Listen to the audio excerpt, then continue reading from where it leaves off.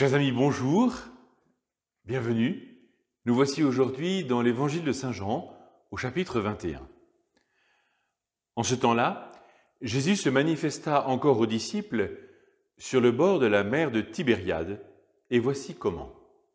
Il y avait là ensemble Simon-Pierre avec Thomas appelé Didyme, c'est-à-dire jumeaux, Nathanaël de Cana en Galilée, les fils de Zébédée et deux autres disciples.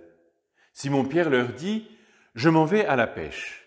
Ils répondent « Nous aussi, nous allons avec toi ». Ils partirent et montèrent dans la barque. Or, cette nuit-là, ils ne prirent rien. Au lever du jour, Jésus se tenait sur le rivage, mais les disciples ne savaient pas que c'était lui. Jésus leur dit « Les enfants, auriez-vous quelque chose à manger ?» Ils lui répondirent « Non ».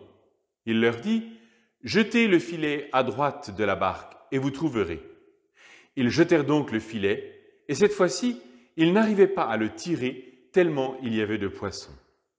Alors le disciple que Jésus aimait dit à Pierre « C'est le Seigneur ». Quand Simon-Pierre entendit que c'était le Seigneur, il passa un vêtement, car il n'avait rien sur lui, et il se jeta à l'eau.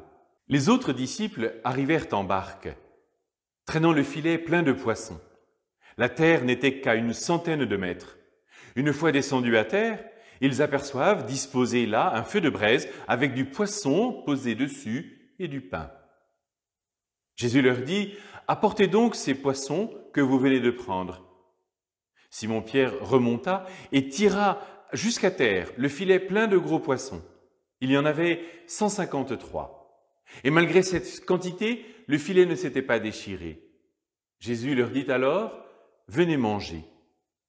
Aucun des disciples n'osait lui demander « Qui es-tu » Il savait que c'était le Seigneur.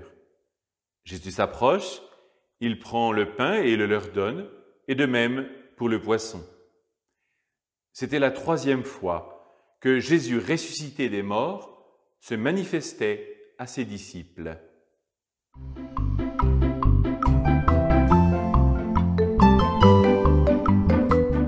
Voici la 3e apparition de Jésus à ses disciples.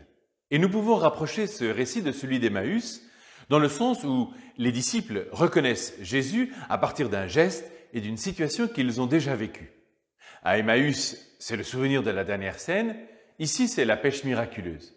Après une nuit d'échecs, au petit matin, la pêche est abondante. C'est impressionnant. Ce récit, au demeurant tout simple, est truffé de symboles. J'en vois 7. Premièrement, le lieu. Il est familier de Pierre et des fils de Zébédée qui ont reçu l'appel du Seigneur à le suivre au bord du lac. Ils avaient tout quitté. Mais après la Passion, ils semblaient perdus et Jésus parti, ils retournent à leurs occupations, ce qu'ils savent faire.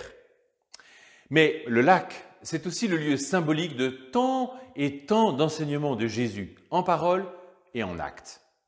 Deuxièmement, les personnages en présence. Si je compte bien, il y a Pierre, Thomas, Nathanaël, les 2 fils de Zébédée et 2 autres. Cela fait 7. Ce n'est certainement pas un hasard. C'est le symbole de la perfection et de la plénitude. Malgré la dispersion, ce signe d'apparition de Jésus pour susciter la foi des disciples revêt une portée symbolique et sans doute universelle. Troisièmement, la dimension du temps. Comme un Saint Luc, les disciples ont peiné toute la nuit sans rien prendre. C'est également au petit matin que Jésus leur permet de récolter un si grand nombre de poissons. Dans la Bible, la nuit est le symbole des ténèbres, du déclin, de la fatigue, de l'échec. Mais au matin, c'est l'espérance, le projet, le soleil, l'émerveillement, la course au tombeau même. Avec le soir viennent les larmes, mais au matin, les cris de joie, dit le psaume 29. Quatrièmement, la réaction de Pierre. On a souvent vu Jésus et Pierre dans l'eau. Nous nous souvenons de la tempête apaisée ou de Pierre invité à rejoindre Jésus qui marchait sur les eaux. Ces 2 récits nous avaient bien montré Pierre plein de fougue et en même temps très peureux. À l'annonce de la présence de Jésus, c'est le Seigneur. Il n'hésite plus et se jette à l'eau. L'évangéliste prend soin de noter qu'avant de plonger, il met un vêtement. Comme c'est étrange. Sans doute aurions-nous fait exactement le contraire. C'est donc qu'il y a dans ce geste une portée symbolique. De même qu'Adam et Ève, après la chute, s'aperçurent qu'ils étaient nus et se sont couverts, de même, sans doute, Pierre s'approche de Jésus en toute hâte, car désormais, le pécheur sait qu'il a besoin du pardon de son Seigneur. Cinquième point, la dynamique du repas. Combien y a-t-il de repas dans la vie terrestre de Jésus et bien plus encore dans la Bible? Tant et tant de choses se passent autour d'un repas, spécialement les jours de fête. Celui-ci a cependant quelque chose de particulier. Le fait que, déjà, Jésus a fait griller du poisson et cuire du pain, mais demande que le poisson de la pêche soit apporté. On peut y voir notre participation à son œuvre et la proximité de Jésus, comme tout repas pris en commun, dit d'abord l'intimité et le partage.